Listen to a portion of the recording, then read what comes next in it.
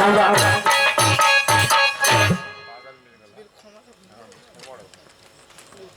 अरे सत्यम, तुम मुझे छोड़कर नहीं जा सकता। सत्यम नहीं जा सकता, मेरा प्यार ठुकरा कर नहीं जा सकता। सत्यम नहीं जा सकता। सत्यम एक बार जान लो सत्यम, अगर तुम मेरे नहीं हुए सत्यम, तो मैं किसी और का भी होने नहीं दूंगी। सत्यम मैं तुझे बर्बाद कर दूंगी। सत्यम बर्बाद कर दूंगी। मैं चल रही हूँ पिताजी के पास, सारी बात पिताजी को बतलाऊंगी मैं।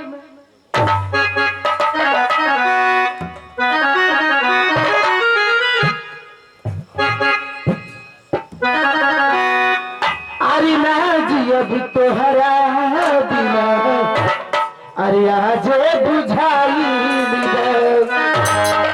अरे ना जी अब तो हरा बिना, आज बुझाई हो।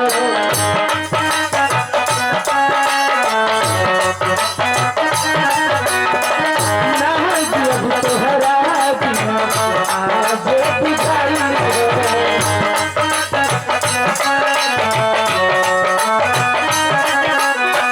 सोची सोची बात तो हर रोम कर गलाइल बा।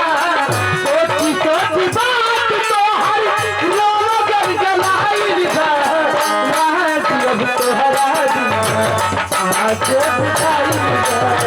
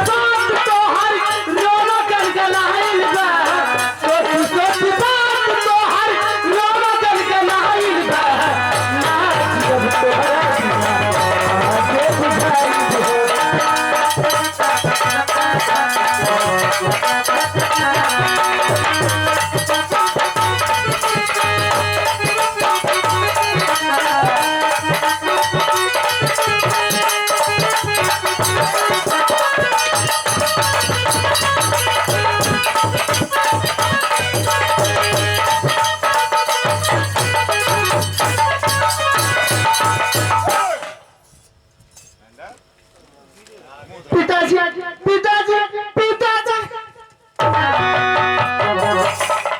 सत्या उठो बेटी, क्या बात है बेटी? अरे तू तो इलाहाबाद पढ़ने के लिए गई थी बेटी, और रो रही है इतना। पिताजी ये बता, तेरा भैया सत्यम कहाँ है? पिताजी उसका नाम मत लीजिए पिताजी, मैं उसका नाम भी नहीं सुनना चाहती हूँ पिताजी। बेटी सत्या, ये तू क्या कर रहे? मेरे कुछ समझ में नहीं आता है। पिताजी मैं लुट गई पिताजी, मैं बर्बाद हो गई पिताजी, मैं किसी को मुंह दिखाने लायक नहीं हूँ पिताजी। नहीं बेटी सत्या नहीं, बसला काम तेरे साथ ऐसा नरगर किया है, उसका नाम बतला जल्द से। ठीक है पिताजी, मैं सब कुछ साफ साफ बतलाने जा रही हूँ पिताजी।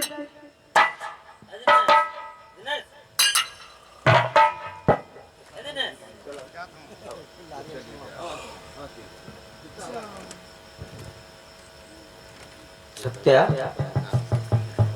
अरे सुन बात सुन पिताजी, अरे हमारी बसाइया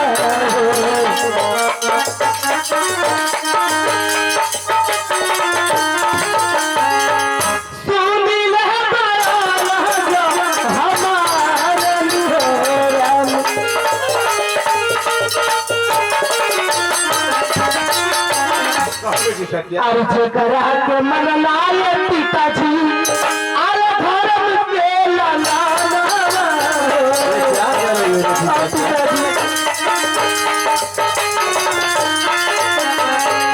इज्जत साले कैला सबके लगा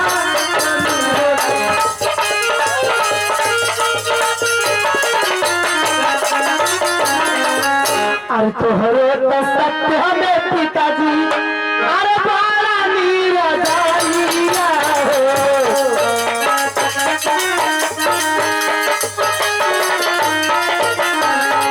लूटल हई जातिया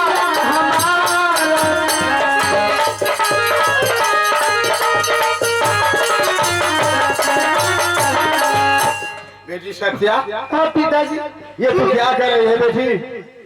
मैं सच बोले पिताजी सत्यम तेरे साथ है, सच व्यवहार किया है।